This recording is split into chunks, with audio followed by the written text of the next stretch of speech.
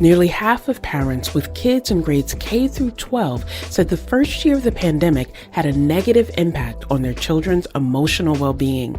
That's according to a 2022 Pew study. The pandemic increased cases of anxiety and depression, including amongst children. Children like Connecticut's new kid governor, Ellie Mendez. Let me tell you a little secret about myself. I, too, have been learning how to cope with anxiety and depression. Did you know that 5.6 million kids are diagnosed with anxiety and 4.2 million kids are diagnosed with depression? This is a real community issue. This is Disrupted. I'm Kalila Brown-Dean.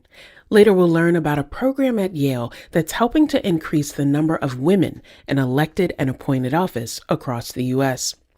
But first, Ellie Mendez was inaugurated as Connecticut's newest kid governor earlier this year. She's a fifth grader at Monroe Elementary School, and her platform focuses on raising awareness about anxiety and depression in kids. She joins us now with her teacher, Michael Rinn. I started by asking Ellie what it felt like to be chosen as kid governor. It feels amazing. As soon as I found out I was kid governor, I knew that now I have a voice and people will actually want to listen to me. And I can voice my own opinions and people will actually understand. And you are using your voice in really powerful ways to not just have an impact on other students and young people, but really help all of us understand. Talk to me a little bit about the process. What did it take for you to become the kid governor? It was exciting and stressful at the same time. There were many parts to the campaign, from building out the platform to making my video and getting all the kids really understand why I was running around anxiety and depression. It was a great learning experience. Mr. Rinn, you are Ellie's teacher. You have worked with young people throughout your career. And I'm listening to her talk about the process to become governor and thinking about how many adults can't even navigate a process to win such an important position. What was it like for you when you heard about Ellie's platform and then her eventual win? Needless to say, Ellie is a very impressive young fifth grader, and her demeanor, the way she carried herself throughout this whole process just exemplifies that. Ellie is a student who is super busy outside of school. She does soccer, she does gymnastics. So for her to, in addition to her schoolwork and all of these things outside of school, to take this on as well was extremely impressive. And to further elaborate on that, her platform is something which I'm sure Ellie will share with you that's near and dear to her heart. You know, this is something that she has experienced and wanted to make a change. So to see someone who has experienced what her platform is, anxiety and depression, and then to get up in front of we're a small school, so about 60 fifth graders, and give her presentation in front of these 60 fifth graders was beyond impressive. Ellie, let's talk about that platform, because part of your platform in campaigning for kid governor was about anxiety and depression. Talk to us about that platform and why it was so important for you running for kid governor. I feel like it's really important that all adults and parents, teachers have a better understanding anxiety and depression, and to be a little bit more aware of the signs and needs for the kids who have it. Yes, yelling and more listening. I want to create tools for kids in the classroom to be able to speak up and be heard. Less yelling and more listening. What an important message for everyone. One of the other things that I appreciate about this, Ellie, this is a topic that often people don't talk about, that often people navigate these challenges and don't talk about it because of fear or shame or not being understood. Was it hard for you to say, these are the things I want to talk about? Or did you feel like I can do this even if it's hard?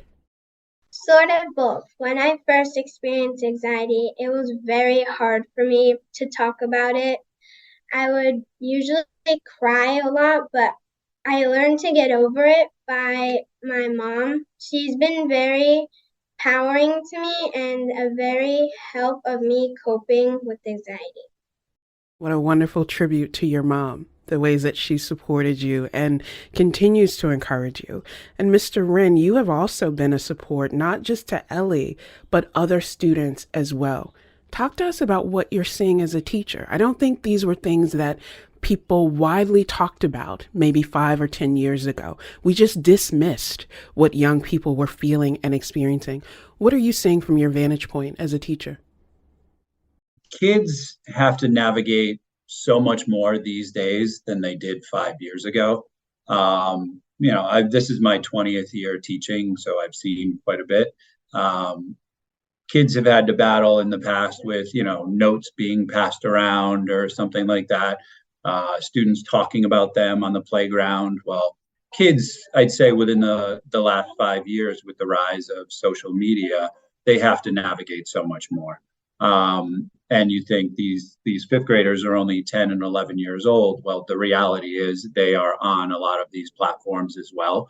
So in addition to all of those hurdles that kids had to overcome prior to the social media age, those still exist. And now you add this on top of it, it's a lot for these kids to manage. And we see it. We see what text messages come through on group chats for some of these kids, which you would hope that all parents are closely managing and watching over. But the reality is these kids are resilient. They have ways of getting around and hiding things. And unfortunately, when the parents don't see some of the things that other students are saying, then students are not going to speak up because they know that the whole point of them sneaking around behind their parents' back to be able to do this stuff is going to get them in trouble if, a student says something to them on a platform that they're not supposed to be on in the first place. So here at school, we encourage kids. We have a wonderful school counselor and school psychologists, and of course, myself as the teacher. It's important for us to make students aware that it's okay to share how they are feeling, regardless of what the situation is. And my teaching style has definitely changed over the last 5 years, which Ellie can attest to, where I try to be a lot less rigid in my approach. I'm a very structured teacher by nature, but in order to help students feel more comfortable in the classroom, that they can talk to me, it's much more of kind of like an open door policy. I try to provide students multiple ways to solve problems so that they're encouraged to speak up and share what their voice is, what is bothering them. And I think that has gone a long way in terms of helping students feel comfortable speaking up to me, in addition to just the school counselor and psychologist.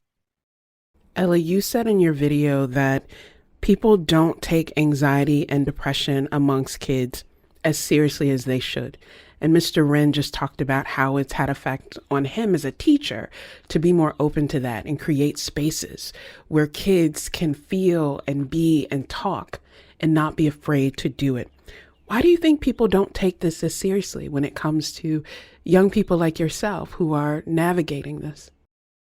I think it's because times have changed and adults have more of a hard time believing that kids at such a young age are experiencing anxiety or depression. They tend to think it's a more behavioral phase than actual serious mental health, and that needs to change. Also, people back then, they didn't use so much technology as they do now. We have so much technology, internet, Facebook, TikTok, that people are pushing themselves to be something that they're not, and that's not okay.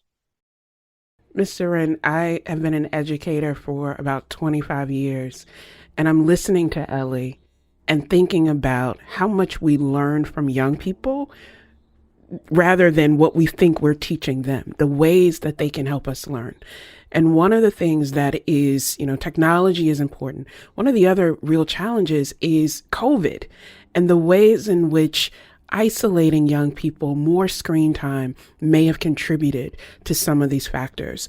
As a teacher, What are you seeing in terms of the long-term impact of COVID and the pandemic and the ways that we had to balance keeping people safe with keeping them connected? That was one of the most challenging parts. And I think it kind of opened Pandora's box a little bit because during COVID, we were not in the classroom with the students, obviously, and we encouraged this back and forth between students that, as a teacher, I couldn't really monitor. If you think about Zoom breakout rooms, we would teach a lesson, students would go into Zoom breakout rooms and they would be talking to each other. Now, if we were in the classroom, I would be able to monitor those discussions much easier than I am in a Zoom breakout room. We would encourage students to use Google Chats, to message each other their ideas. So it's almost like us teachers prompted this interaction outside of what we could actually observe, which Ellie's platform talks about. That created a whole new wave of issues for students where, in the classroom, obviously they're going to have disagreements. Students aren't always the nicest to each other, but we're right there when we're in the classroom to engage and kind of alleviate the situation. Whereas these interactions that are beyond our observation, it's not possible for us to do that. So unfortunately, it all started with what we encouraged kids to do during COVID, but it was a necessity at the time to maintain those connections between students when they couldn't meet in the classroom. So it's a conundrum for sure. And it's something that, like I said, was a necessity at the time, but now it's an issue to try to break that trend, which we started as educators. Ellie, sometimes being a kid can be really difficult. And a lot of times it can be an absolutely beautiful thing. What is the most amazing experience that you've had so far becoming kid governor? The inauguration. The inauguration was the best day of my life because I got to meet so many new amazing people that I think I would never get to meet ever in my life. And I got to sign autographs, which was very fun. I actually signed someone's cat picture, which I didn't think I would do. I got to learn a lot about the 3 branches of government. I got to learn why we vote and why it's so important. And it was just a great learning experience. Ellie, I teach government and political science at Quinnipiac University, and we would love to have you on campus someday so that you can sign an autograph for me and for all of us, because you are teaching all of us. What do you say to other young people who may be struggling with anxiety and depression or struggling to get adults in their lives to listen to them? What do you say to other kids? It's okay, and you can always ask for help. Never be ashamed of something. Maybe it's not the best, but it's okay because you can always ask for help. Whenever you think that you can't, you can, because it's possible. For me, I suffered, but then I learned and I asked for help, and that's how I feel so much better inside. So if you can do that, and if I can do that, anyone can. Mr. Rinn, you have to be incredibly proud of Ellie and really of all of your students who are reminding us that it's okay to ask for help, that we don't always have it together, and that makes us human. What's the message that you would offer, Mr. Rinn, to other adults and people who are listening to this conversation and learning from Ellie, given your position as a teacher, given someone who has a vantage point that many people do not? What's your message? Well, I have a 4-year-old son at home, and he goes to preschool. And sometimes when I ask him about his day, he doesn't even want to talk about it. And he's a 4-year-old. So I can imagine with parents, it's very difficult at times to get your children to discuss their feelings as to how they're feeling at school, about their friends. But it is so worthwhile. I mean, I've sat through a lot of parent-teacher conferences in my day, and I start every parent-teacher conference with, so how is your child liking 5th grade? just to give parents the opportunity to share and to discuss from their perspective things that I don't see. And inevitably, the majority of the parents, their response to me in that moment is, I think everything's going well. So-and-so doesn't really complain about their homework. And I would encourage parents to just dig a little bit deeper, as difficult as it is to have some of those conversations at home. I get it. We work them hard here at school. They're tired when they come home, and talking about the day is something that they're not always going to want to do. But the value of talking about not just what happened that day at school, but how they feel about what happened that day at school will just allow students the opportunity to truly voice what's going on, instead of just, we covered 2-digit times 2-digit multiplication today, mom and dad, but to talk about how they feel about the academics, about the social aspects of school, about just what's happening, just giving students the opportunity to try and share. And I know that's difficult because a lot of times they don't actually want to share.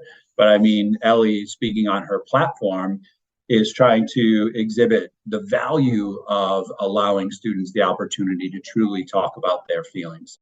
Can I add something? Of course.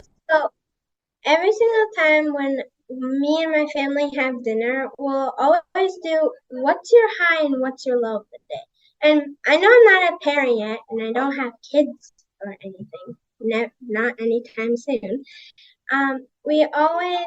I feel like my parents, since my brother has really bad anxiety, I feel like I can kind of help him more when he shares his high or his low, because then I can get more about it and try to help him. Ellie, I think that's important because it's about all of us realizing there are highs and lows in our days, that we can share that and be supported in that, but also know that someone else is listening to us. And whether you are a fifth grader, an amazing fifth grader, or an adult, knowing that someone is listening makes all the difference. Ellie, you're in fifth grade. You've got a while before you finish school. What do you want to be when you grow up? Well, when I'm older, I want to be a chief human resource officer of a multi-billion-dollar company. You have big dreams, big goals, and you have the persistence to make it happen. And so I can't wait until we see Ellie Mendez on the cover of Forbes magazine, leading human resources for a multi-billion-dollar industry. We're going to speak it into existence. Mr. Rinn, I want to ask you this. We hear so much bad news about young people, so many stories of people being critical of young people. But you and I get to see every day the amazing power of young people. What gives you hope for the future? I think kids today are a lot more flexible than they were 5-10 years ago. Part of that is they've been exposed to so much more. Part of that, from just speaking from my perspective as a teacher, I know that I've changed my approach to my instruction. And we always encourage our fifth graders to come up with a way to solve problems that works for them. Something we do here is we teach the kids 3 or 4 different ways to solve a problem. And they choose to gravitate towards the way that best suits them. And I think that we've been doing this for a couple of years now, and I've definitely seen a shift in students' willingness to take chances because they have the freedom to do so.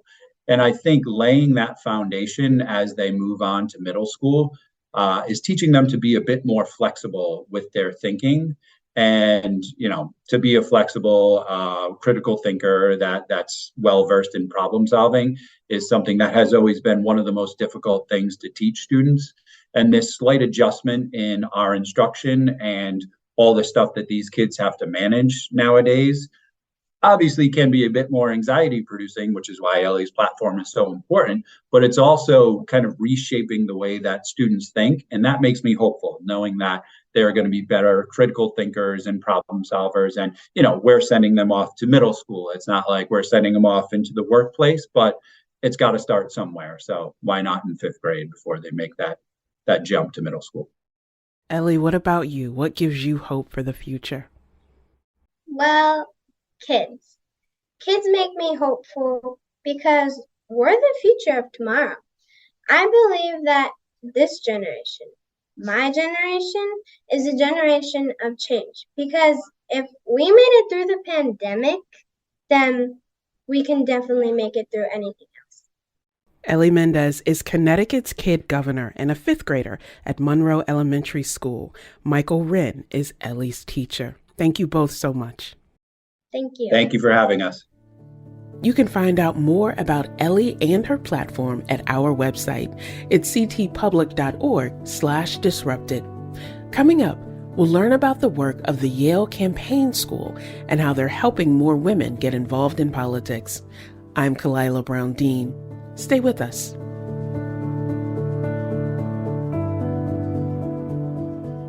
Welcome back to Disrupted. I'm Kalila Brown-Dean. In the 2018 election, we saw a huge jump in the number of Democratic women running for office. Since then, we've also seen an increase in Republican women who are getting involved in electoral politics. But women, regardless of political party, still face a number of barriers. I think there's this hesitancy sometimes for women to want to know all the information before they jump into the ring, right? There's this idea that you have to be a policy expert in every possible subject matter. You need to understand the ins and outs of the roles and responsibilities. Women like to be prepared, and they want to know that running for office, they tend to be more motivated to jump in if they feel like there's a pathway for them to be solution-oriented leaders, right? That was Valerie Dowling, director at the Women's Democracy Network at the International Republican Institute. She was speaking as part of a Penn State panel last month called Politics Unequal: The State of Women in Elected Office. This segment, we're talking about how we get more women involved in politics. It's something that the campaign school at Yale has been focusing on for decades. We're joined now by Patty Russo, executive director of the campaign school, and Ernestine Dawson, who graduated from the program in 2017. She most recently served as digital director and advisor to the chairman for the House Democratic Caucus, Representative Hakeem Jeffries. Patty started by telling me a little bit more about the campaign school.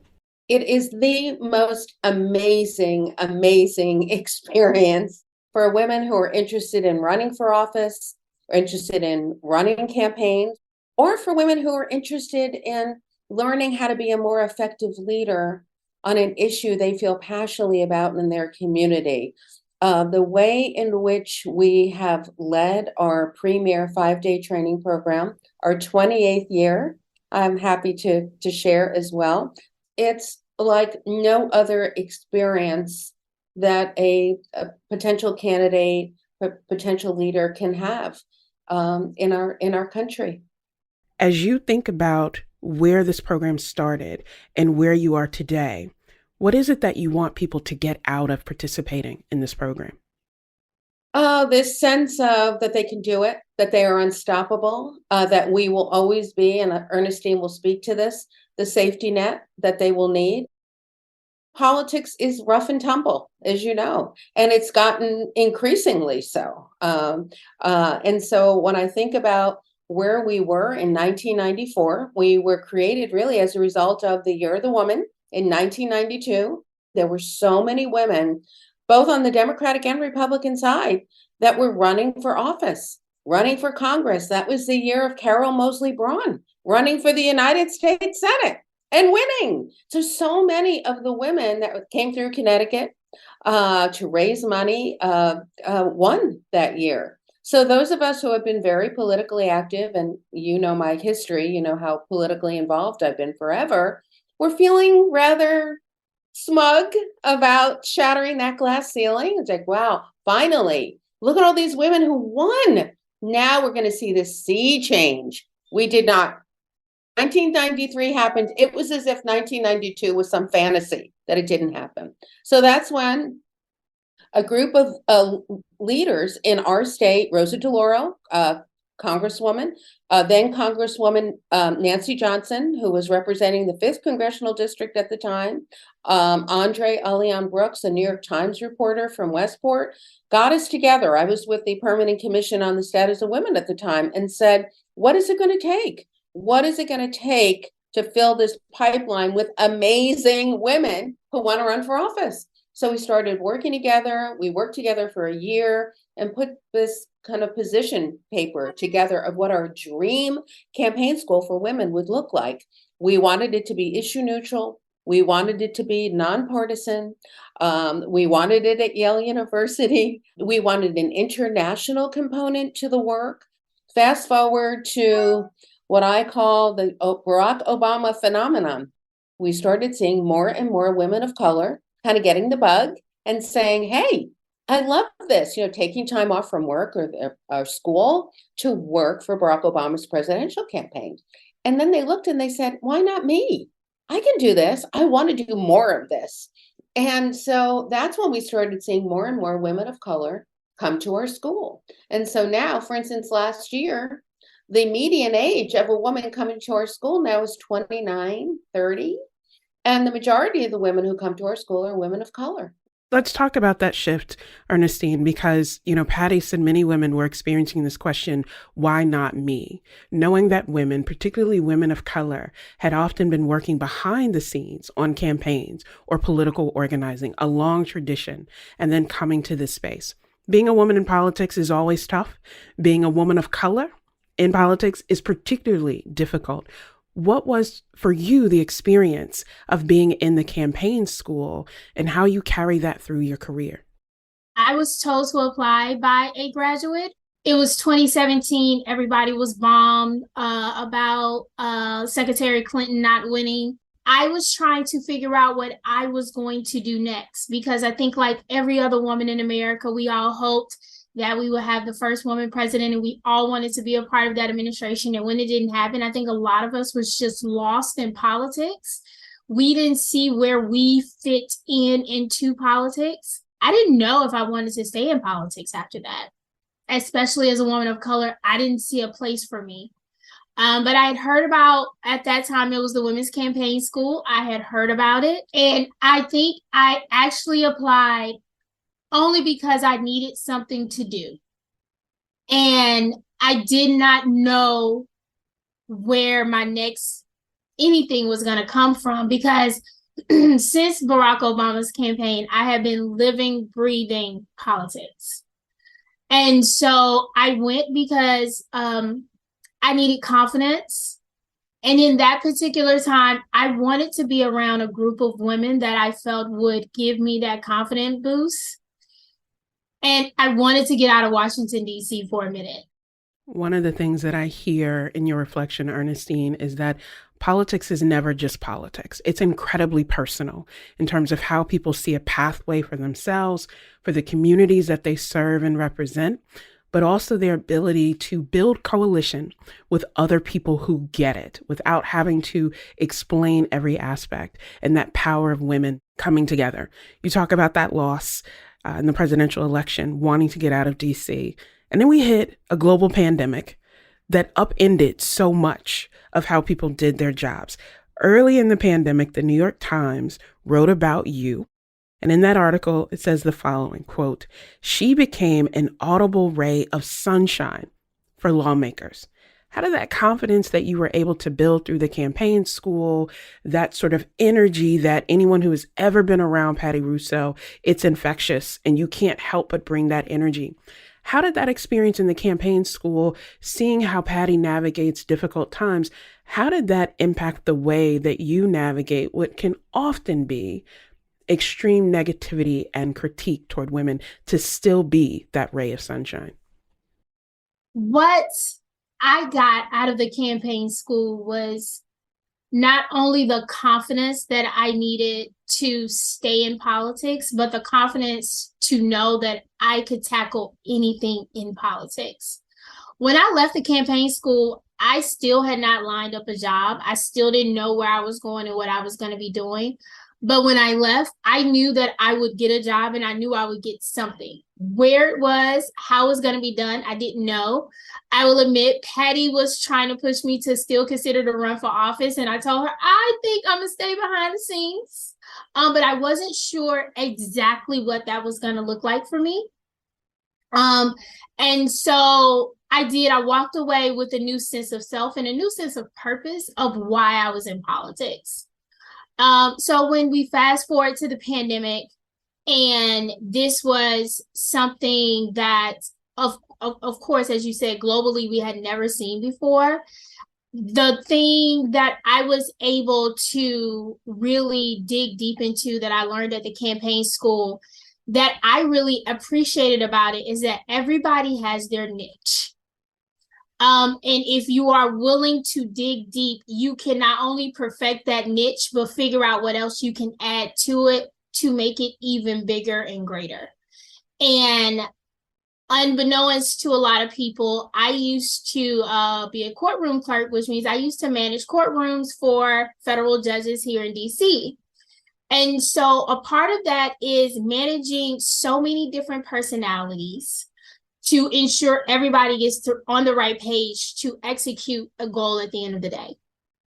And so that's basically what I had to do during the pandemic.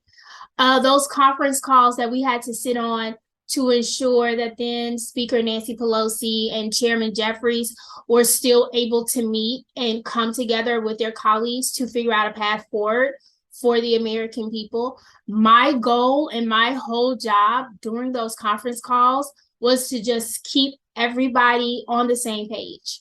That was the only thing I was supposed to do, and that's the only thing I set out to do. And since we're all confined to our little spaces and places in our homes, I also wanted to bring a sense of joy in a time that we were in a sense of the unknown and sadness around what was happening around us. One of the things that I think is so unique about the campaign school is that it is intentionally and unapologetically nonpartisan and issue neutral. And in a time when our politics seems so divisive, where everything seems like an argument and it doesn't seem like a space where people can just come together and be, you have intentionally curated this space that says, regardless of your political party or affiliation or ideology or issue agenda, this is a space that will build confidence and cultivate that kind of connection so that even when there are arguments on policy, we can see each other as people first. Why is that so important to the campaign school? And do you feel it's become more difficult and challenging given the broader political space that we're in? You know, I hope that our grads, when they leave their phenomenal 5 days with us at the law school, that they leave with this sense of we have more in common as Americans, as global women than not. That is always our goal, right? That we can always find common ground. And, you know, sometimes it's harder than others. This is a very paralyzing moment, you know, in our history. I come by it simply. I worked for the late, great Bella Abzug. And back then, there were even fewer women members of Congress. So she had to rely on her girlfriends, Shirley Chisholm and Millicent Fenwick on the other side. A lot of times when I talk to groups of young women, and I'll say to them, how many of you have credit cards in your wallets? And of course, every hand always goes up, right? And I was like, well, you have, you know, women who came before us to thank for that, because not that long ago, you had to have your father sign the application or your husband sign the application. I saw all the possibilities back then, all the collaboration, and they were radically collaborative. So they would just say, you know, what are the top 5 things? What are the top 5 issues that we want to confront and work on and improve? What can we do? What can we do together? So then I saw that, and we've just paid it forward as at the school. We've always been nonpartisan. We've always been issue neutral. So you don't have to be pro or con an issue to come to our school. Our admissions team does a phenomenal job of selecting the right candidates to come to our school. I have to say, in our 28-year history, we've never had a challenge with that.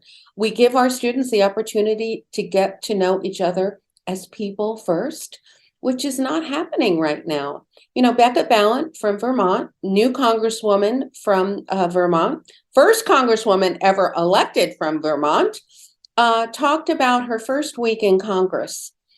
She's a Democrat. And she said, I was in the cafeteria and I went and I got a muffin and a coffee and I sat down. There was only one table. It happened to be a table of Republicans. She didn't know that. She just sat down and she's talking, and the Republicans were talking about the challenges with the RNC and so they turned to Becca and they said, well, you know how the RNC, you know how they are, you know how they can be. And she said, actually, I don't. I'm a Democrat. And they said, well, what are you going to leave now? She goes, if we can't have a muffin and a cup of coffee together, we're in big trouble. And she said that she walked away after that hour with a new friend on the Republican side. That's what we see all the time at our school. We may not agree on everything, but we treat each other with respect and kindness.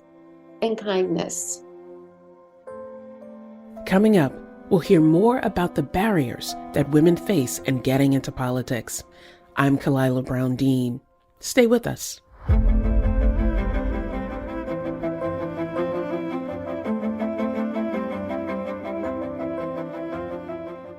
This is Disrupted. I'm Kalila Brown-Dean. I think we have to give credit to the American who has done more to get women into politics than anybody else this century, which is Donald Trump. Hillary Clinton, first female major party nominee for president, did not have this galvanizing effect on American women where they all decided, I see myself in her, there's a place for me in politics. It did not happen. The day after Trump was elected, women were literally in the streets. The Emily's List website crashed because women were just sending in their resumes saying, what can I do? How can I do something about this? That was Time Magazine political correspondent Molly Ball in a Penn State panel last month called Politics Unequal, the State of Women in Elected Office. Next, we're talking to one organization that's been working to get more women in politics for 2 decades. The campaign school at Yale is led by Patty Russo. She joins us now along with campaign school grad Earnestine Dawson. She recently served as digital director and advisor to the chairman for the House Democratic Caucus, Representative Hakeem Jeffries. Ask Patty what we're seeing right now in terms of national trends of women running for political office. It's a very, very difficult political climate out there for women right now. We've all heard the stories, even in Connecticut. You know, we've had this kind of sense in Connecticut that we're in this bubble, that there's more tolerance, that we treat each other more kindly. We don't. So all of that negativity and hostility that we're seeing on the federal and the national is starting to trickle down here in Connecticut. It's very disappointing. It is terrifying at times. There have been situations where I've attended debates for our grads just to be a friendly face in the audience, and really disruptive people have had to leave, have been asked to leave. It's a very unsettling time.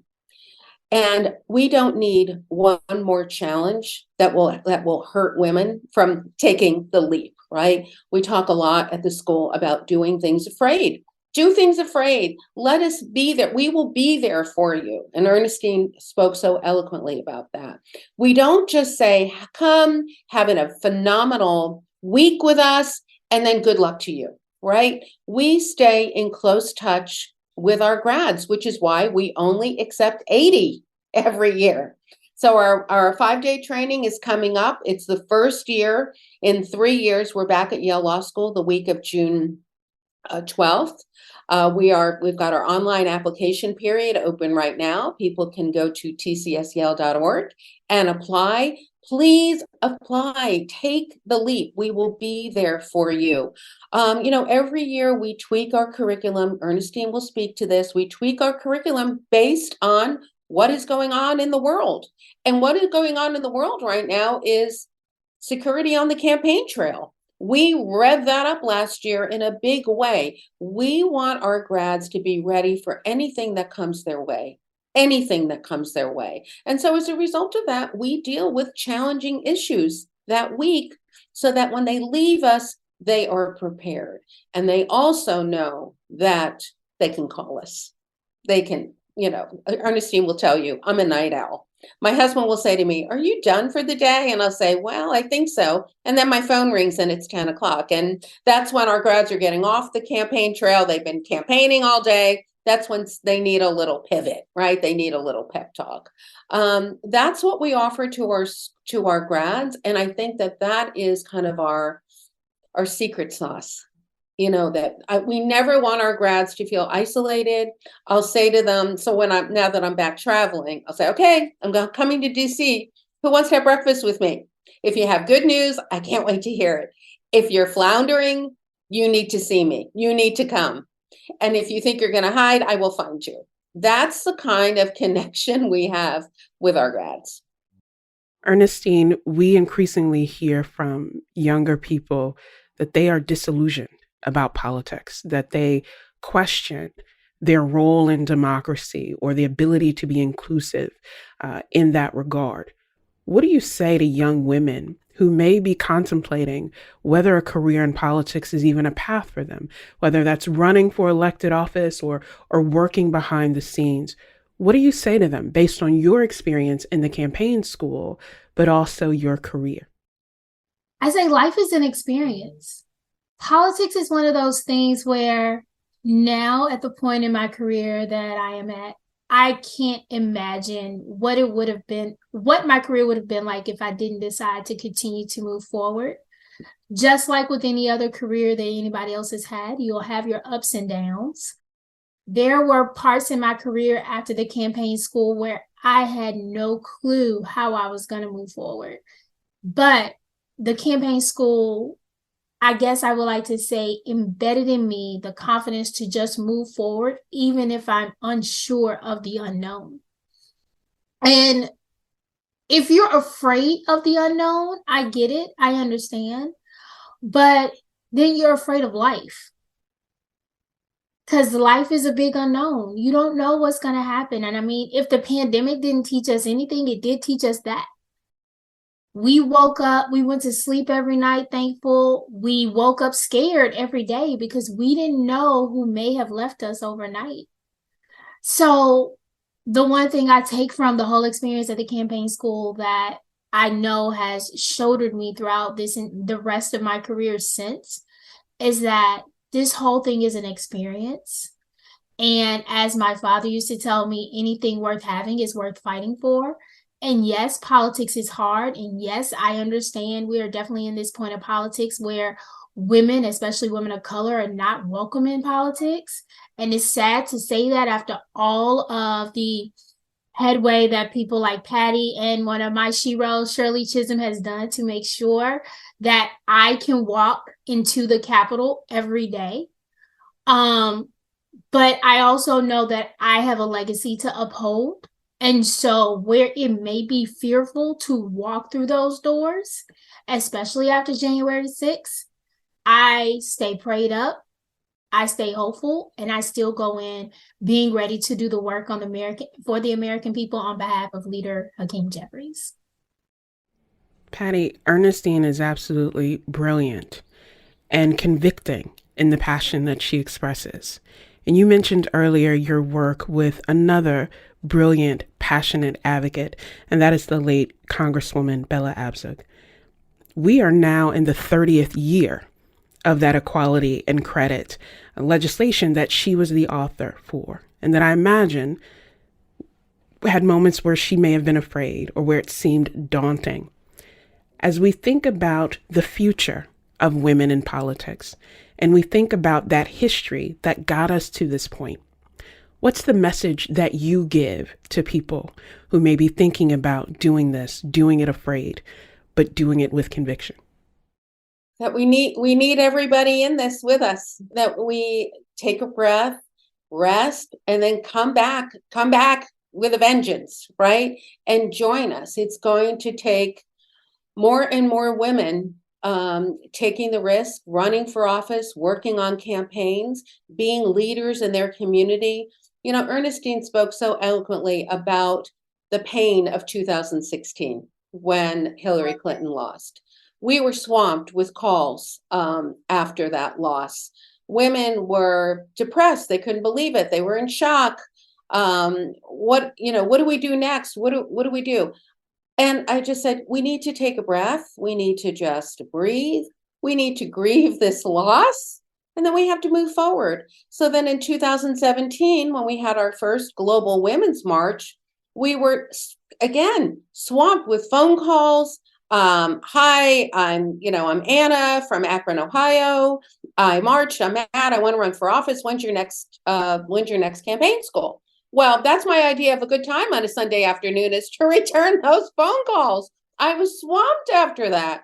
But then when I was having these conversations with these women who, again, had its kind of newly discovered passion for politics and saw the impact that this was going to have on their lives of Hillary losing, I said, oh, Anna, I'm so glad you called.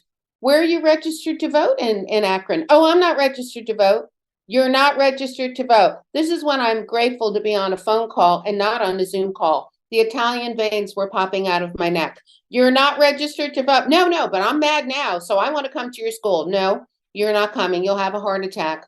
We are not for everybody, which is the other thing that I like to say. We're not. We work you hard. Ernestine will share that we mimic the energy of a political campaign, 12-hour days. You're not registered to vote? Okay, well, do you have a pad and a pen handy? I'm going to give you the name of your registrar of voters, and you're going to go in tomorrow and register to vote. So a third of the women who reached out to us after that first Global Women's March weren't registered to vote. The second third were registered to vote, but didn't vote in the presidential in 2016 because, quote, oh, the candidates were so similar, I just couldn't make up my mind. So 2/3 of the women who had reached out to us were not ready for a 5-day intensive with us, but they were ready for a 1-day intensive with us. So that, again, thanks to that moment in history, we turned something that was a challenge into something phenomenal. We have a 1-day training now called the Campaign School at Yale, the basics.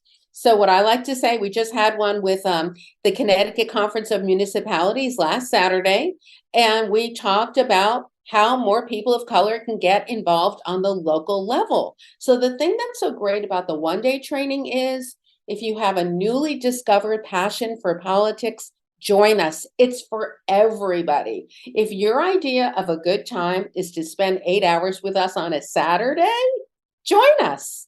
And that has just taken off. I think we've had 20 or 25 of these 1-day trainings, both in person and, again, thankfully for the technology, via Zoom in the pandemic.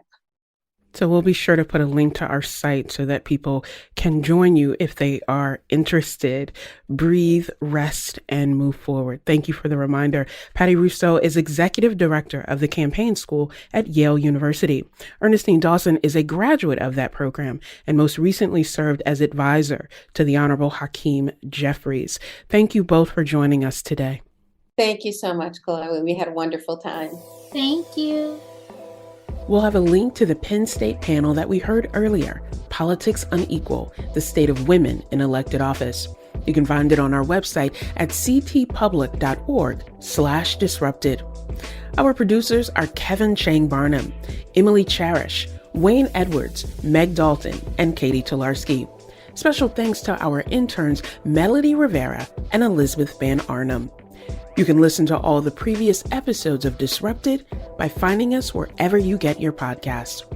I'm Kalila Brown Dean. Happy Women's History Month.